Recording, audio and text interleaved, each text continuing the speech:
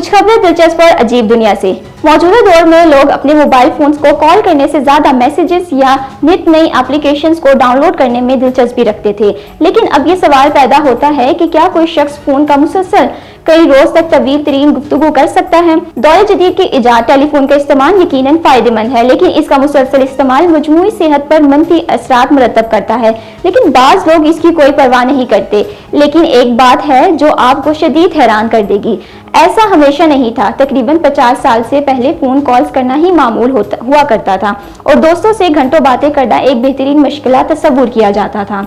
कुछ लोग ऐसे भी होते हैं जो हर काम को हद से ज्यादा करना पसंद करते हैं और उन्हीं लोगों की वजह से आलमी रिकॉर्ड भी बनते हैं। अमेरिका में रिच ने खाने की तलाश में गाड़ी का दरवाजा खोल लिया, जिसकी वीडियो सोशल मीडिया पर वायरल हो गई। अमेरिका की रियासत कोलोराडो में सिक्योरिटी कैमरे में एक फुटेज महफूज हो गई, जिसमें देखा गया कि रिच ने खड़ी गाड़ी के दरवाजे को खोला और खाने की तलाश में अंदरून दाखिल हो गया।